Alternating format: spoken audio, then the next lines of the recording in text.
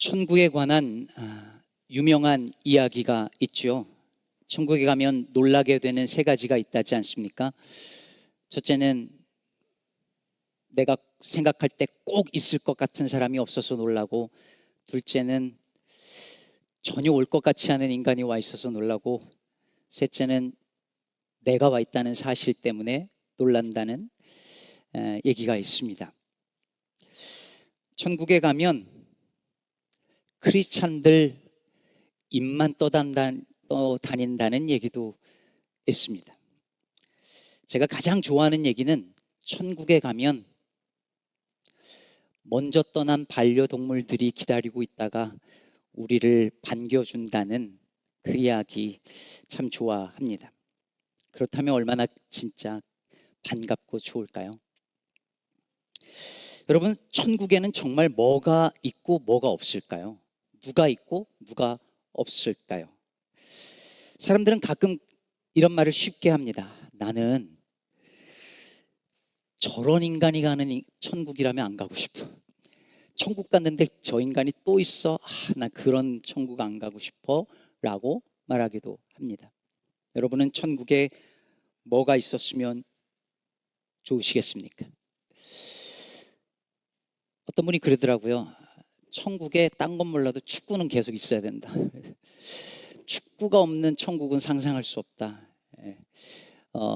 지금 손흥민이 LA 와서 지금 난리잖아요. LA 가겠다는 교인들 몇 분 지금 제가 벌써 알고 있는. 근데 어떤 분이 그러시더라고요. 천국 가면 진짜 맨날 예배만 드리냐? 그건 너무 지루하지 않겠냐? 축구도 좀 하고 골프도 좀 해야 그게 천국 아니냐라고 이야기를 하곤 합니다.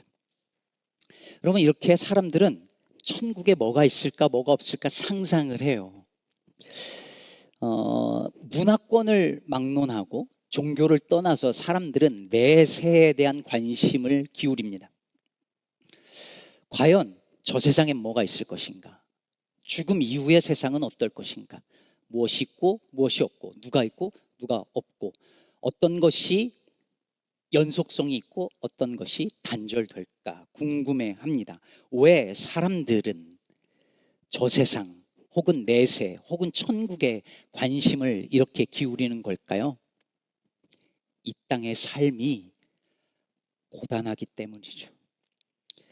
이 세상의 삶에 고통이 있기 때문에 뭔가 이 아프고 힘든 세상을 벗어나서 저기 저 다음 생에 혹은 저 하늘에 아무 고통도 없는 초월의 세상에서 영원토록 편안하게 살고 싶은 마음을 갖는 것입니다.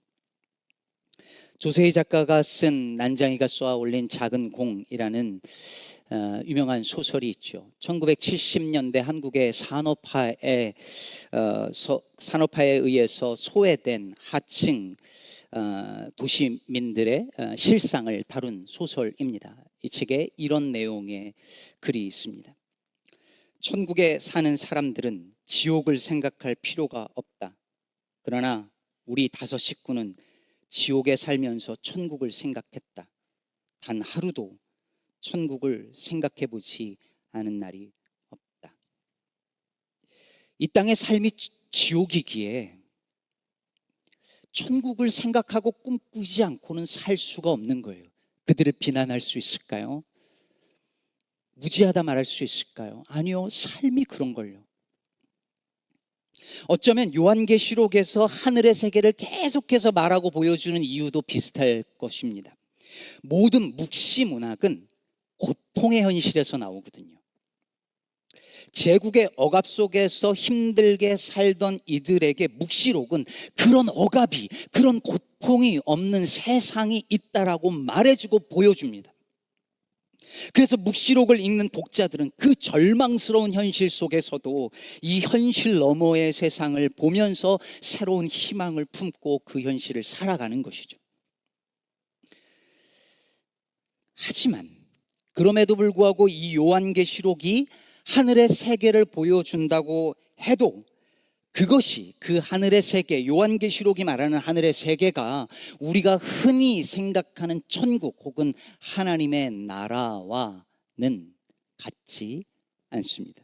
아니, 요한계시록을 제대로 읽으면 우리가 얼마나 천국에 대해서, 하나님의 나라에 대해서 오해하고 있었는지를 깨닫게 될 것입니다. 오늘 본문 1절을 다시 보면, 또 내가 새 하늘과 새 땅을 보니 처음 하늘과 처음 땅이 없어졌고 바다도 다시 있지 않더라 라고 말합니다. 여기서 새 하늘과 새 땅은 완성된 천국 혹은 하나님의 나라를 묘사하는 표현이겠죠. 그런데 이 새 하늘과 새 땅이 임하는데, 그러자 그 전에 있었던 처음 하늘과 처음 땅이 사라져 버렸다는 거예요. 처음 하늘과 처음 땅이 뭡니까? 우리가 살고 있는 이 세상을 표현하는 거죠. 근데 그게 사라져 버렸는데요. 오늘 본문이 21장인데 20장 11절에도 보면, 또 내가 크고 흰 보좌와 그 위에 앉으신 이를 보니 땅과 하늘이 그 앞에서 피하여 간데 없더라. 그러니까 처음 하늘과 처음 땅이 도망가 버렸다라고 말합니다. 사라졌어요. 그럼 우리는 종말을 생각할 때 흔히 이렇게 상상을 합니다. 언젠가 인류가 종말을 맞이할 텐데, 그 종말의 때가 되면 이 세상에 눈에 보이는 모든 것은 소멸하고 멸망해서 사라질 거라고 생각해요. 여러분, 종교를 떠나서 크리스찬이건 아니던 간에 요즘 드라마나 영화를 보십시오. 세상 인류의 종말을 그리는 드라마나 영화가 많잖아요. 어떻게 됩니까? 그것이 핵전쟁이든 기후재앙이든 아니면 하나님의 심판의 불이든 간에 내려와서 온 세상을 다 태워버리고 없애버립니다. 이게 우리가 흔히 생각하는 종말이죠. 그리고 그 세상이 다 불타 없어져 버리는 그 종말의 때에 우리는, 크리스찬들은, 예수 믿는 사람들은 하나님의 은혜로 구원받아서 나팔소리와 함께 천국으로 구원받아 올라간다라고 우리는 그런 식으로 배웠고 그런 식으로 믿습니다. 사실 세상 살기 힘드니까 사람들이 이런 식의 종말을 늘 생각하거나 기대하기도 합니다. 여러분, 가끔 그런 말을 하거나 듣잖아요. 아유, 이놈의 세상 그냥 꽉 망해버렸으면 좋겠다고. 너무 세상이 악하니까, 너무 아픈 일이 많으니까 그냥 예수님 빨리 재림하셔서 이 악한 세상 싹 다 불태워 없애버리고 우리들 다 구원하셔서 영원한 천국에 거하게 하셨으면 그날이 빨리 왔으면 좋겠다라고 우리는 생각합니다. 사는 것 자체가 힘들어요. 요즘 자꾸 스카펙의 저 유명한 소설 아직도 가야 할 길에, 그 책의 첫 문장이 자꾸 떠오릅니다. Life is difficult. 인생은 힘들다. 그래서 우리는 예수님이 하루속히 오셔서 이 힘든 인생이 더 이상 고통하지 않게끔 이 세상을 정리하시고 우리를 저 아름답고 평안한 천국으로 인도하셔서 영원히 살게끔 해주시기를 기대합니다. 물론 유기성 목사님이 그러셨던 것 같아요. 교인분들에게 여러분 다 천국 가시길 바랍니다 그랬더니 아멘. 그런데 오늘 가시기 바랍니다 그랬더니 아무도 안 하더라고. 조금 있다가 가고 싶죠. 근데 어쨌건 간에 죽은 다음엔 저 아름다운 천국을 향하여서 가서 거기서 살고 싶잖아요. 근데 여러분, 오늘 요한이 환상 중에 본 새 하늘과 새 땅은 절대로 그런 게 아닙니다. 처음 하늘과 처음 땅, 그러니까 지금의 이 세상이 완전히 멸망돼서 소멸돼서 사라지는, 그런 다음에 우리는 들어가게 되는 유토피아 같은 천국을 성경은 절대로 말하고 있지 않습니다. 헬라어에서 새하늘과 새 땅이라고 말할 때 새롭다라고 하는 이 단어를 뜻하는 헬라어는 두 개가 있습니다. 첫째는 네오스라고 하고 또 다른 하나는 카이노스라고 합니다. 카이로스랑 닮았지만 카이노스라고 하는데요. 네오스라는 이 단어는 새롭다는 뜻인데 이거는 시간적으로 새롭다는 뜻입니다. 그러니까 새해가 밝았어요. 그러면 이건 네오스예요. 왜? 시간적으로 새로우니까. 2025년이 가고 2026년이 와서 새해가 밝으면 그건 네오스입니다. 근데 여러분, 새해가 되었다고 해서 우리의 마음이 자동적으로 새 마음이 되는 건 아니잖아요. 새해는 됐지만 마음은 여전히 작년에 머물러 있을 수도 있잖아요. 그런데 카이노스는 시간의 새로움을 말하는 게 아니라 질적으로, 본질적으로 새로워지는 겁니다. 이걸 가장 잘 보여주는 유명한 성경 구절이 고린도후서 5장 17절입니다.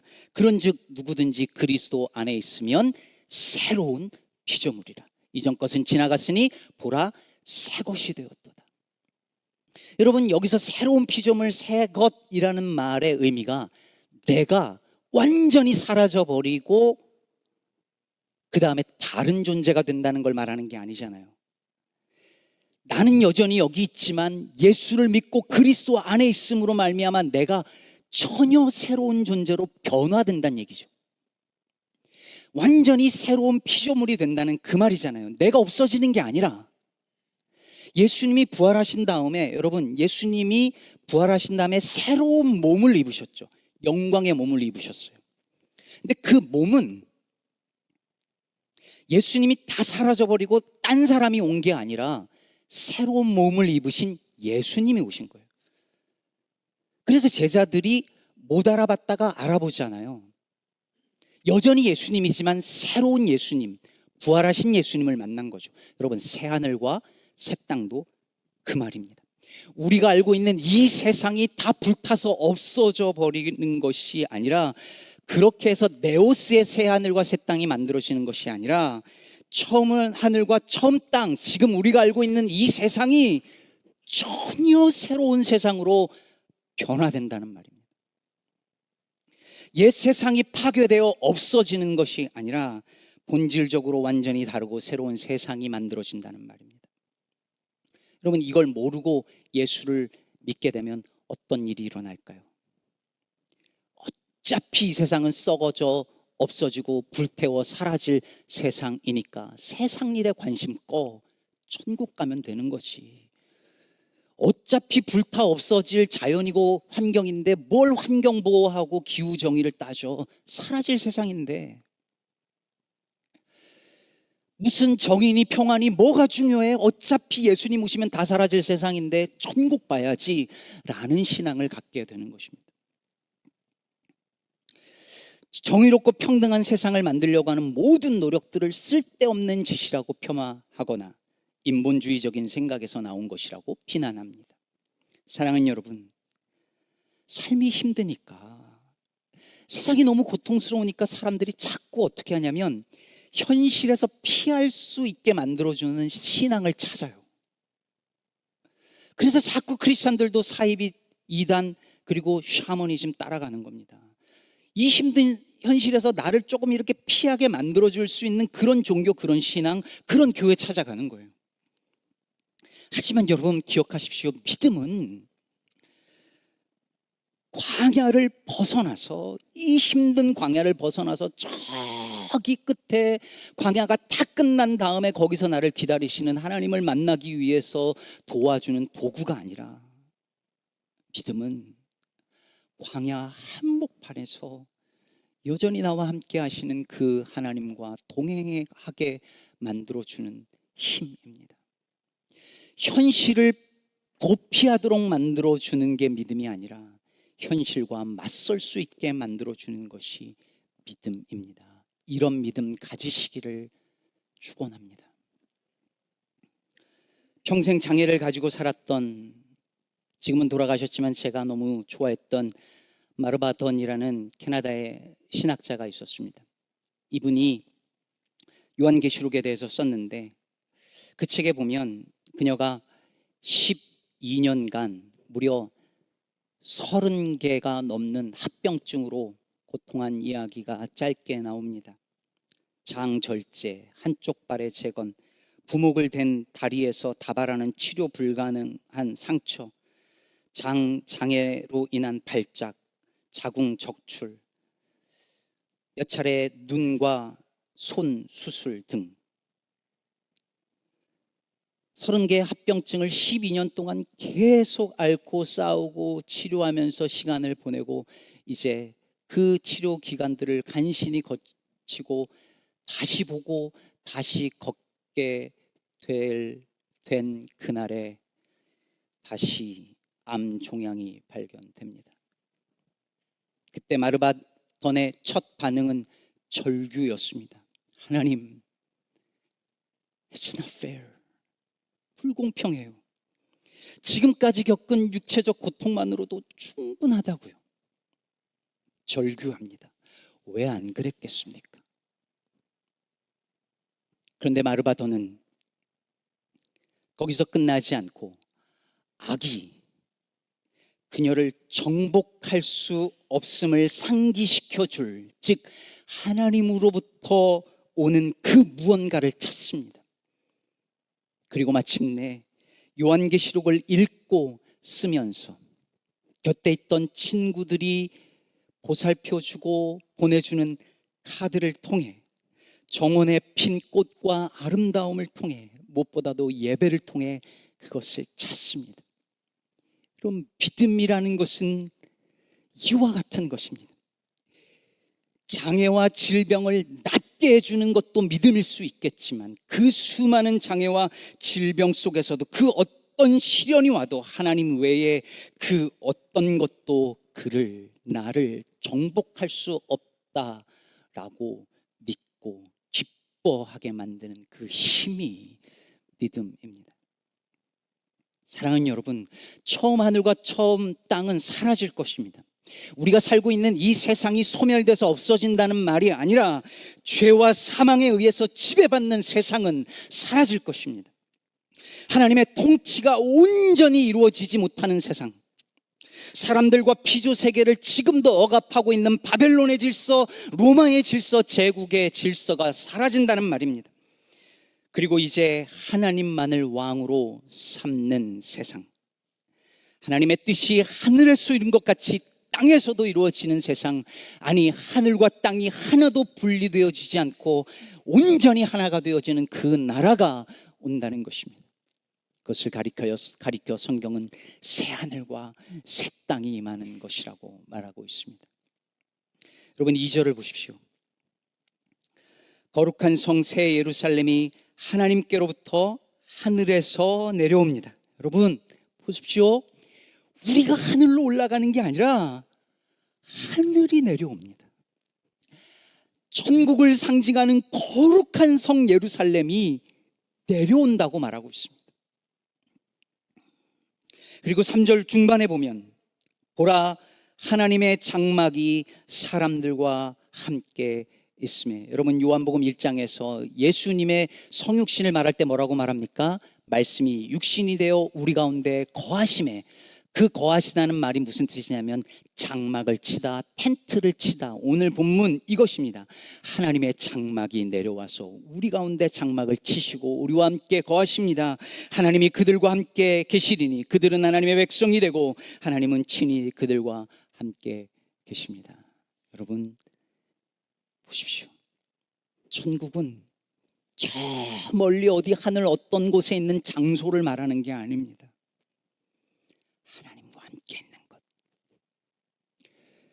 주 예수와 동행하니 그 어디나 하늘나라. 그 하나님의 나라가 임하고 뜻이 하늘에서 이룬 것 같이 땅에서도 이루어지는 것이 주님의 기도였고 그게 마침내 이루어진다고 계시록은 말하고 있습니다. 그 새하늘과 새 땅에서 하나님은 무엇을 하실까요?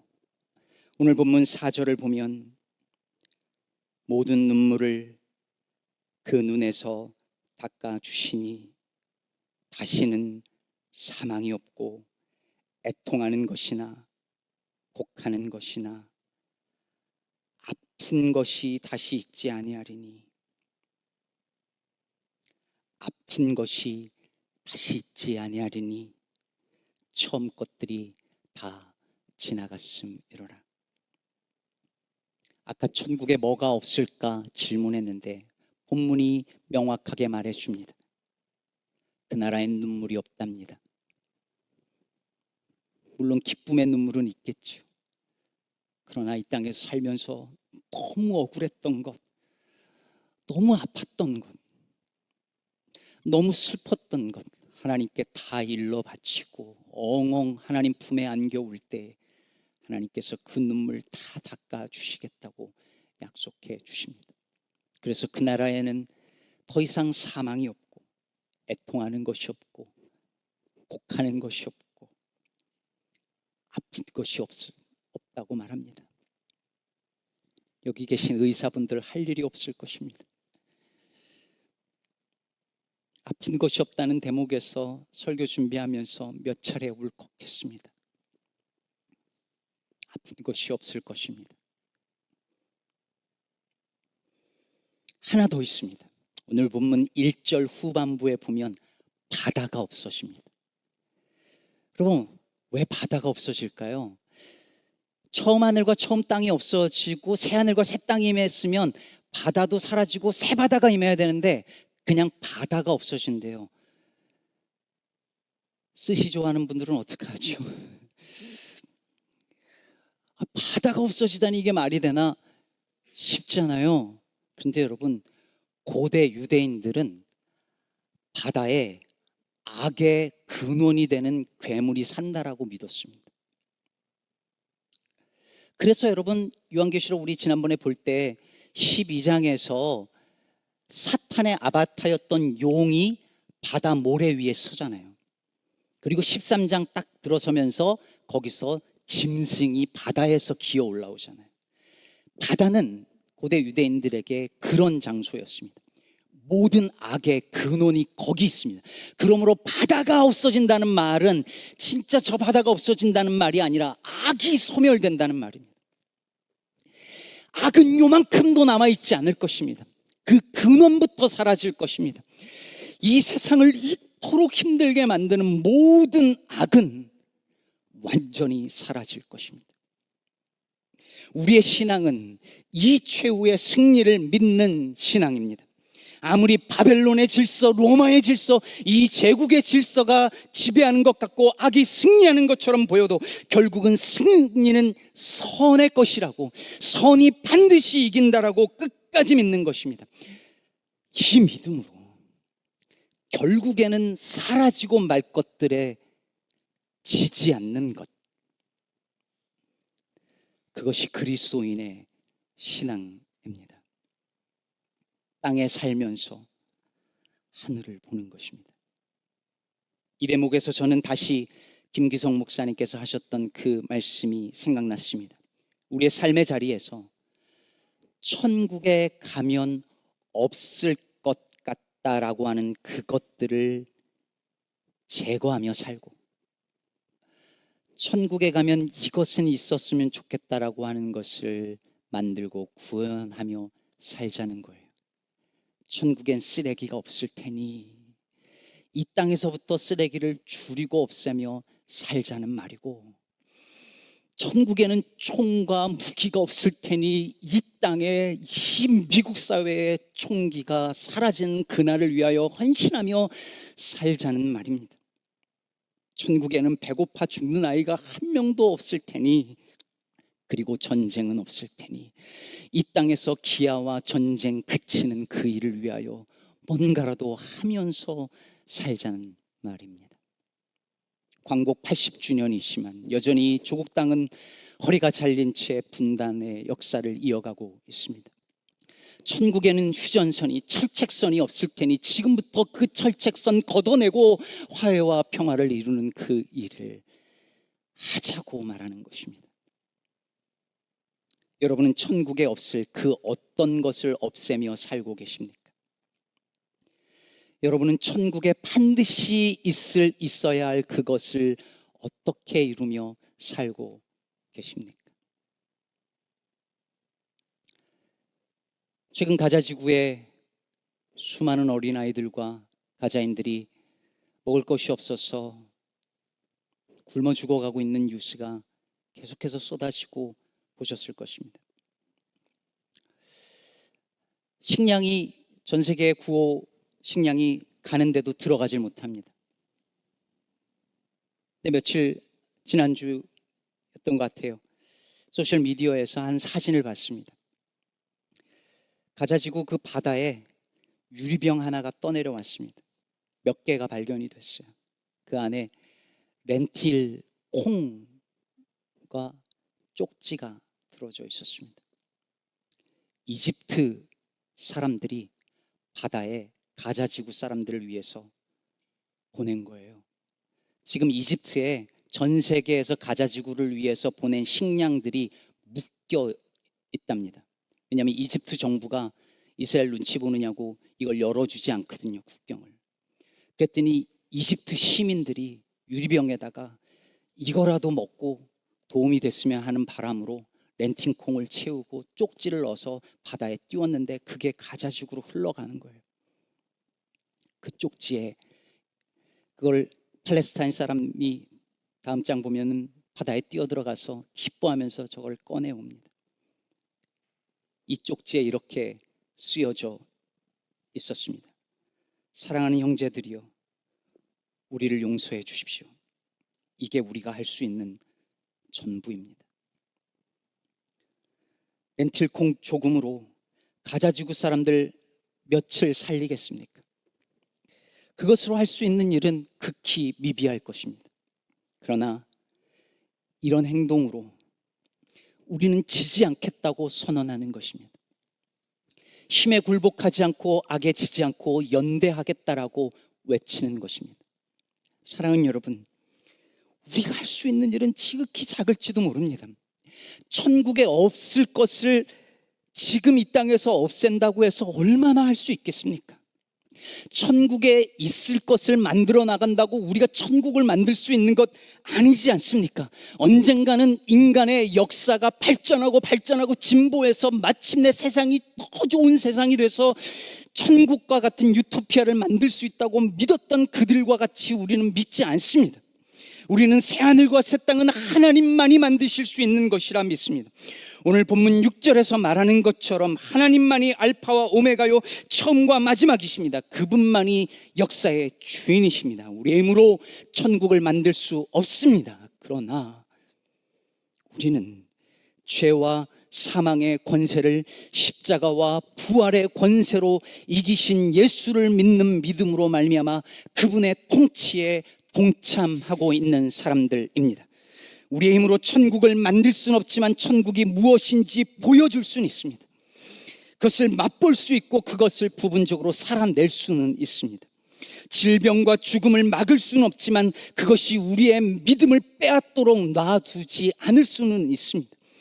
우리를 넘어뜨릴 수는 있어도 우리를 아주 엎드러지게 만들지 못하게 할 수는 있습니다. 사랑하는 여러분, 힘들고 아픈 일들이 주변 곳곳에, 전 세계에, 우리 공동체에, 우리 가정에, 또 내게 끊임없이 일어나고 또 일어날 것입니다. 그러나 사랑하는 여러분, 사망은 결국 사라질 것이요, 질병은 사라질 것이요, 미움과 증오는 사라질 것이요, 두려움은 사라질 것입니다. 결국 사라질 그것들이기에 여러분, 마침내 사라질 것들에 지지 말고 영원히 존재할 하나님의 약속을 끝까지 부여잡고 승리하는 저와 여러분 되기를 바랍니다. 마침내 새하늘과 새 땅이 임할 것입니다. 사자와 어린 양이 함께 뛰어노는 세상, 마침내 정의와 평화가 함께 입맞추는 세상, 주께서 모든 눈물을 닦아주시고 어느 누구도 고통당하지 아니하는 그 세상, 하나님과 함께 영원히 거하는 그 세상, 그 나라가 올 것입니다. 그 나라를 미리 여기서 맛보고 누리며 살아가는 저와 여러분 되시기를 주의 이름으로 축복합니다.